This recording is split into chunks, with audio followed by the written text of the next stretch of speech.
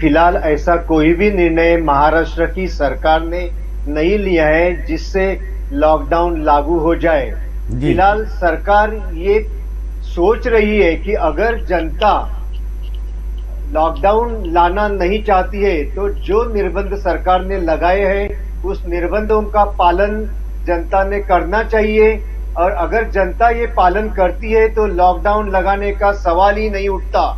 सरकार ने अलग अलग तरह के विकल्पों के ऊपर विचार कर रही है जिससे ये जो कोरोना की महामारी है जो रुकाने में सरकार कामयाब हुई थी, वही सरकार महाराष्ट्र की ये सोच रही है कि फिर एक बार जो दूसरा स्टेज आज महाराष्ट्र में और मुंबई में आने को देख रहे वो ना आए, कोरोना ना फैले, इसलिए सरकार अलग अलग प्रकार से विचार कर रही, उपाय योजना कर रही है। महापालिका अलग अलग तरीके के हथकंडे अपना रही है और ये कोरोना की जो महामारी, ये चेन जो है वो चेन कैसे टूटे उसके लिए इस राज्य की सरकार पूरी तरह कोशिश कर रही है। साहब, संजीव सावंत साहब, अरुण सावंत जी, मैं बोलूंगा 1 साल हो गया हम कड़ी तोड़ते चले आ रहे हैं। लॉकडाउन में जब फरवरी मार्च महीने से लॉकडाउन लगा तो 3 महीने लोग घरों में कैद थे, सख्ती से पालन करवाया गया, रोजी रोजगार पूरे बंद कर दिए गए, चेन अभी नहीं टूटी।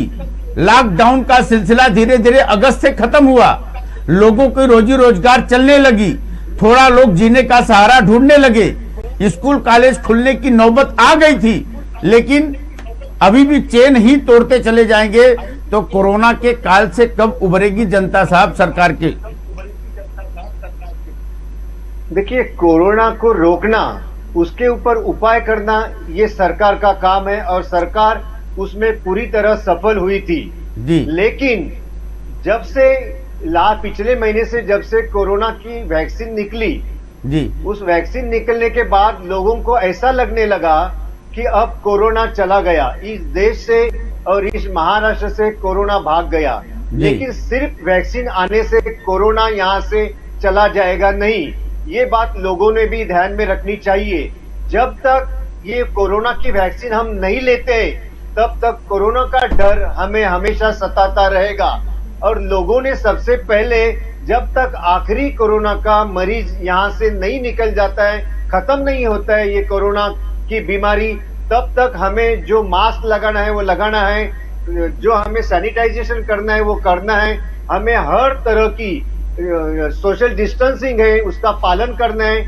और ये अगर 3-4 बातों के ऊपर हम लगातार हर दिन अगर ध्यान देते हैं तो कोरोना से दूर रहने में, कोरोना को भगाने में हम सफल हो सकते हैं। सिर्फ सरकार को दोष से या सरकार को जिम्मेदार मानने से कोरोना गायब होने वाला नहीं है। आप अगर ध्यान देते हो कि पूरे वर्ल्ड ने इस सरकार की सराहना की थी, क्योंकि महाराष्ट्र में पूरे देश में जितना कोरोना के मरीज थे, सबसे ज्यादा मरीज, सबसे ज्यादा तकलीफ महाराष्ट्र में थी। और वही महाराष्ट्र को WHO ने भी सराहना की थी कि वर्ल्ड हेल्थ ऑर्गेनाइजेशन, जो हमारे देश की सर्वोच्च हेल्थ विषयक संस्था है, उसने भी कहा था कि महाराष्ट्र ने काफी अच्छे इंतजाम किए और कोरोना के ऊपर मात की।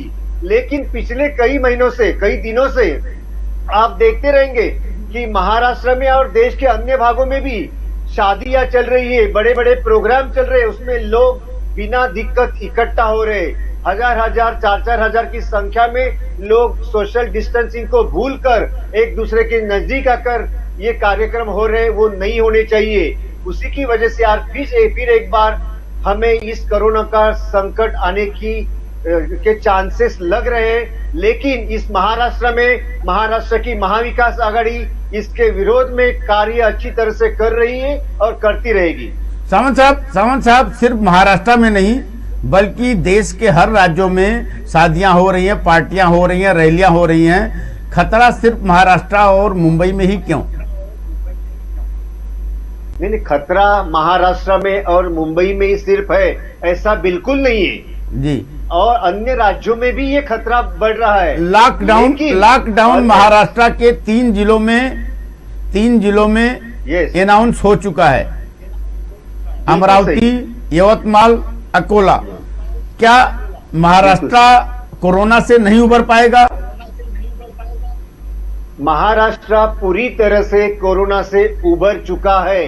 जी, डरने फिर की लॉकडाउन कोई क्यों? आवश्यकता नहीं है। फिर लॉकडाउन क्यों? लेकिन लॉकडाउन इसलिए सोच रहे हैं क्योंकि पिछले कई दिनों से अगर आप देखते रहेंगे, शनिवार और रविवार, जी। पिछला जो शनिवार और रविवार था उस जी। 2 दिनों में डबल संख्या हुई है। मतलब जहां 600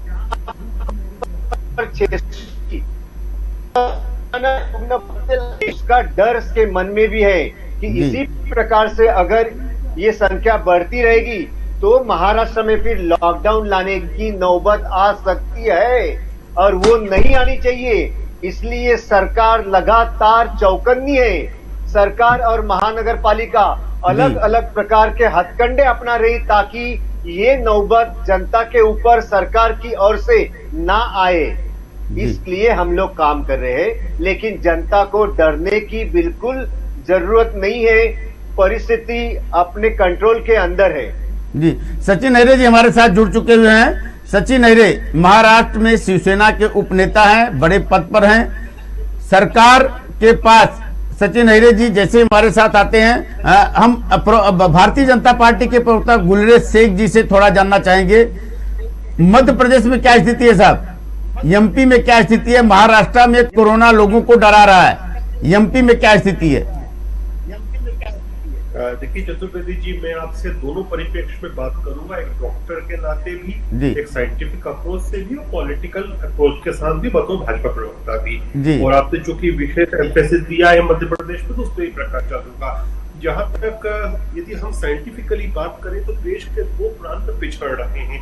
सबसे ज्यादा यदि पिछड़ रहा है कोई तो केरल पिछड़ रहा है नंबर्स में, जिसको पहले माना जाता था एक केरला मॉडल, लेकिन वो केरला मॉडल तो बड़ा त्रासदी वाला बन चुका है।